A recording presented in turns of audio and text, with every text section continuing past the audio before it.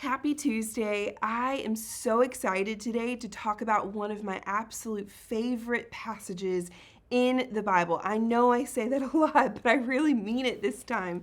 It's a prayer that you likely have heard before, even if you don't know the title that this prayer goes by in Jewish tradition or Jewish history. It's a prayer that has been passed along that Jesus quotes often in the New Testament. And I think it provides a blueprint for what it means to love God and love others, which is what Jesus says the law is all about. So I'm going to read you the prayer first. I'm going to tell you what it's called, and then we're going to break down some of the major words that it uses and talk about what it means for us. So here's the prayer. Hear, O Israel, the Lord our God, the Lord is one. You shall love the Lord your God with all of your heart, with all of your soul, and with all of your might. Is that familiar to you? Have you heard that before? This is called the Shema prayer, and it is one of the most famous prayers in all of Israel's history. This is the prayer that they would wake up and pray every morning, and then they would pray again before they go to sleep at night. The habit of prayer was 3 times a day, and this prayer took up 2 of those times.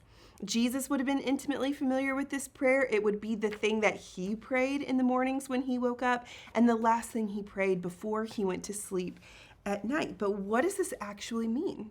What does it mean to love the Lord your God with all of your heart, with all of your soul, and with all of your might? You probably have some ideas rattling around in your brain based on our Western understanding of these words, but what changed my whole perspective on this prayer is actually learning what the Hebrew words underneath these meant and what they have to say about how we should love God. So that's what I want to share with you today. First is this word love, which is a word we overuse, I think, in the Western world, because I love a lot of different things. I love my kids. I love my husband. I love good food. I joke about this, but right now I am in love with watching YouTube videos of Mount Everest. Everything to do with Mount Everest is a current love of mine. These are all things that I love. I love Starbucks coffee. I can't go like more than a day without it. But this isn't the kind of love that this prayer is talking about. The word in Hebrew is ahava, and it describes in the Old Testament the kind of love that God has for us. God chose us because he loves us. And so in the Old Testament tradition, it describes the reality that the only way we're even able to love at all is because God first loved us by choosing us, by chasing after us. And then it's about more than just feeling. God chose us because he loves us, but then because he loves us, he actually acts on our behalf to save us, to rescue us, to redeem us, to provide for us in our spiritual wildernesses, so to speak. So this kind of love, ahava, is more than just a sentimental feeling. It's actually a way of life. It's how we respond. It is who God is. He loves so that he responds to our needs, so to speak.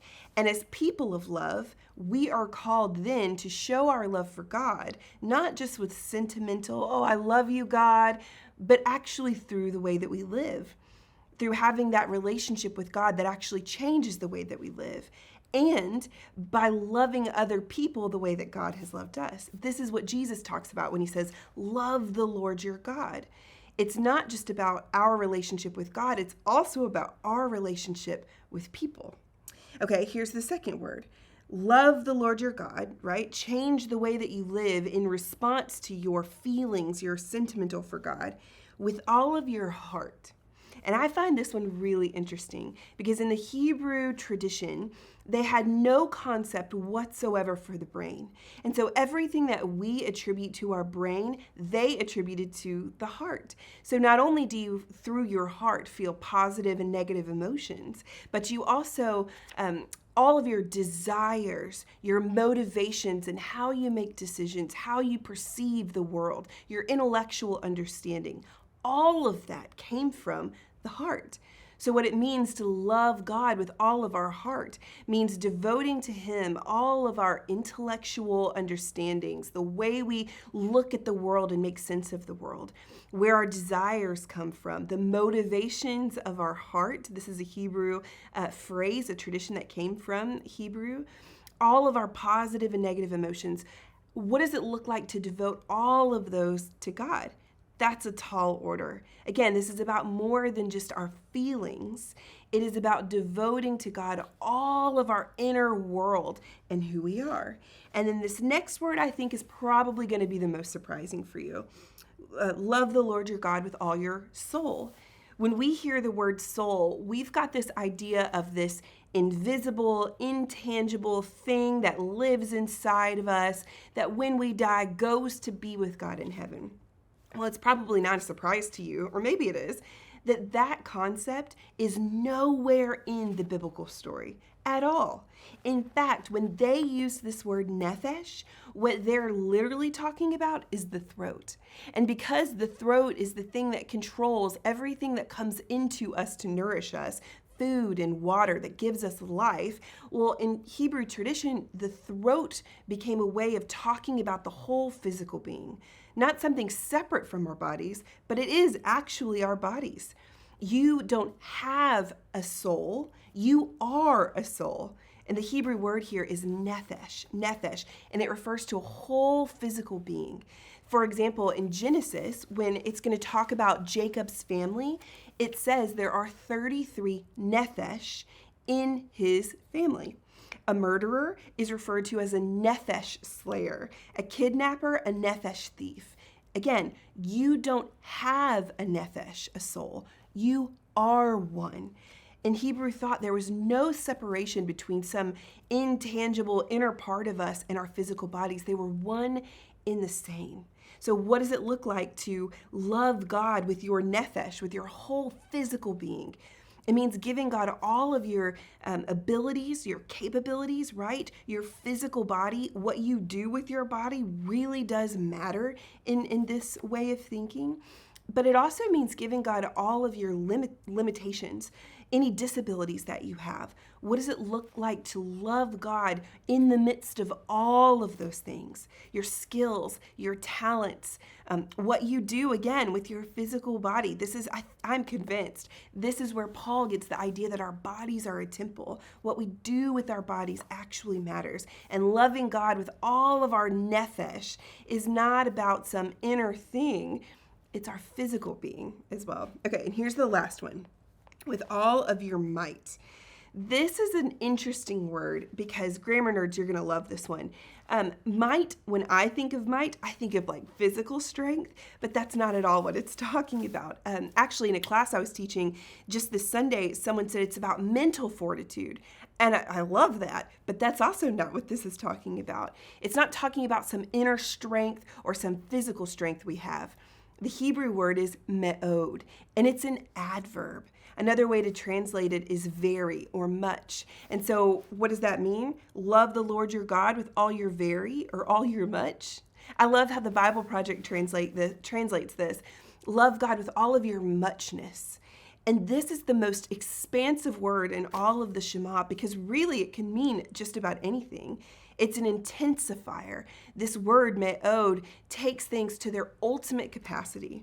And because it's the last word in the Shema, it's like putting an exclamation point on everything that was just talked about. So love the Lord your God with all your heart, with all your inner being, your feelings, your emotions, your intellect, your perceptions, your will, and your desire. Love the Lord your God with all of your nephesh, with all of your physical being and talents, skills, limitations, and with all of your muchness. Literally, it means anything you can possibly think of, any opportunity, any capacity you have, any moment in the day is an opportunity for you to show your love for God and your love for other people. So this is not a limiting word. This is an intensifying word. It is, you could come up with almost anything and put it, it's almost like a insert the blank here. Just whatever you can think of is an opportunity for you to show your love for God. This is the Shema prayer. Love the Lord your God with all of your heart, with all of your soul, your nephesh, your physical being, and with all of your muchness. What does this look like for you today? I mean, what is the word that you connect with the most, that you think God might be whispering to you, oh, there's something to this, pay attention. Again, Jesus would pray this prayer every morning when he woke up and every night before he goes to bed. And I'm not a legalist. I don't think that that means we have to do it too. But I do wonder if this is how we were to start our day, if it would change the reality of our day or change how we go about our day, seeing every opportunity as a chance to show God our love for him and our love for other people. What would this do when you go to bed at night to pray this prayer and reflect on the day? How did I do in each of these things? Did I love God with my emotions, with my inner being, with my physical body? Where did I fall short in that? Remembering, of course, that there is grace in all of this. I have committed with a friend of mine to do this every morning at minimum, still working on the night piece, but at least in the morning to pray this prayer on my car ride into work and just setting up my day with this as my frame of reference. Maybe that's something you should try this week. Either way, I hope that you see how beautiful this prayer is and all the ways that God calls us to love him, the Lord, the Savior of the world, with all of our heart, with all of our nephesh, and with all of our muchness. We'll see you back here again tomorrow.